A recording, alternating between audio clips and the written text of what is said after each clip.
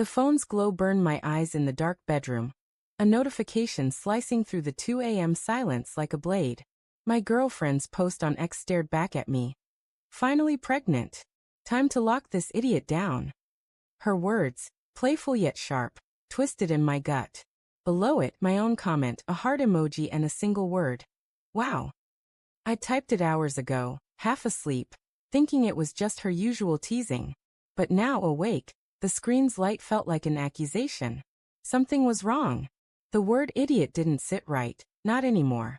It wasn't me she meant, was it? I lay still, the sheets clinging to my skin, damp with sweat despite the October chill. Clara's slow breaths filled the room. Her body curled away from me on the far side of the bed. The distance between us felt wider than the mattress. My thumb hovered over the screen, scrolling through her post's replies. Friends gushed with congratulations, heart emojis flooding the thread. But one comment, buried beneath the noise, stopped me cold. Congrats, babe. You and Nate deserve this. Nate. Not me. Not James. The name hit like a punch, stealing my breath. Nate was her coworker, the charming graphic designer with a laugh that filled rooms and a habit of lingering too long at her desk. I'd met him at her office Christmas party last year, his hand resting on her shoulder as he poured her wine, her giggle too bright, too intimate. I'd brushed it off then. Clara was affectionate, always had been. But now, that memory clawed at me, vivid and raw, like a wound reopened. I turned the phone off, the darkness swallowing me. My heart thudded, loud enough to drown out Clara's breathing. Was I paranoid? The post was vague, her humor always edged with sarcasm. Maybe idiot was me, a loving jab, like when she'd call me a dork for forgetting her coffee order. But Nate's name in that comment, it wasn't vague. It was a crack in the foundation of us, and I couldn't unsee it. Morning came too fast, the kitchen bathed in gray light filtering through the blinds. Clara stood at the counter, humming softly, her blonde hair spilling over her shoulders as she sliced an apple. The knife's rhythmic thwack against the cutting board felt like a metronome, ticking down to something inevitable. I sipped my coffee, the mug's heat searing my palms, grounding me as I watched her. She hadn't mentioned the post, the pregnancy, or Nate. She hadn't mentioned anything at all. You sleep okay? She asked, not looking up, her voice light but distant. Fine. I lied, my throat tight. You. Like a baby. She smiled, but it didn't reach her eyes. She popped an apple slice into her mouth, the crunch unnaturally loud. Work's gonna be nuts today. Big pitch with Nate's team. There it was again. Nate. My stomach churned, but I forced my face to stay neutral. Yeah? What's the pitch? She shrugged, wiping her hands on a dish towel. Some client stuff. Boring.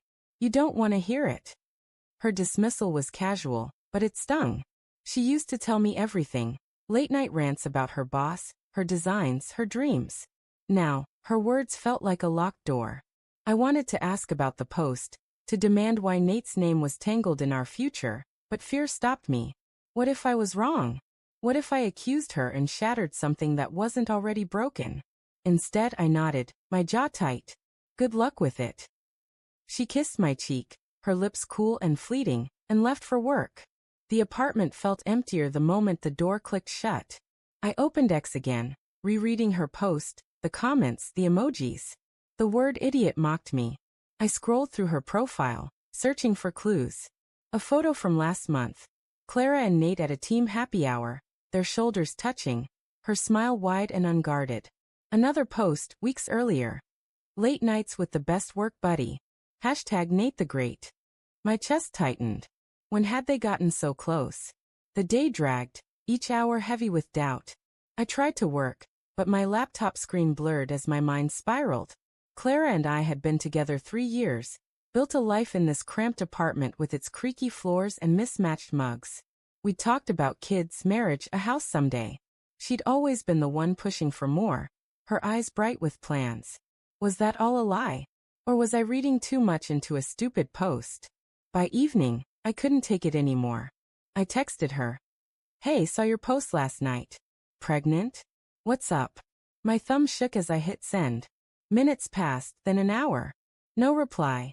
The silence was louder than any answer. When she came home, The air felt charged, like the moment before a storm.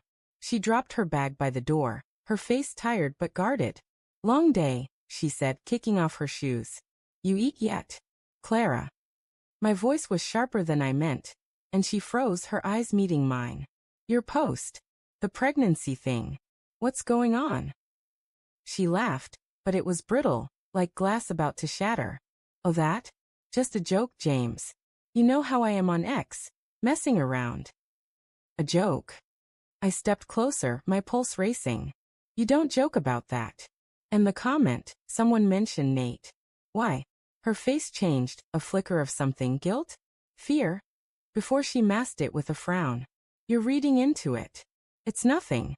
People comment dumb stuff all the time." "Then why didn't you tell me you posted it? Why's Nate's name in there?" My voice rose, and I hated how desperate it sounded. "Clara, is there something with him?" She crossed her arms, her jaw tight. "You're being ridiculous. Nate's just a friend. You know that." "Do I?" The word slipped out, raw and jagged. "Because it doesn't feel like it. Not with you two always together, always laughing, always fuck. Clara, are you pregnant? Is it his?" The room went still. Her eyes widened, and for a moment, I thought she'd deny it, laugh it off, pull me into her arms. But she didn't. She looked away, her lips trembling, and that silence was louder than any confession. "James," she whispered, her voice breaking. "I didn't mean for this to happen." The world tilted. My knees buckled, and I gripped the counter to stay upright. "What didn't you mean?" I asked, though I already knew. The truth was in her eyes, in the way her hands shook as she reached for me, then stopped. "It was one time," she said, tears spilling now. "One stupid night. I was drunk and Nate, he was there, and I didn't plan it." I couldn't breathe. The room spun, the walls closing in. "The baby," I managed. "Is it mine?" She sobbed, covering her face. "I don't know."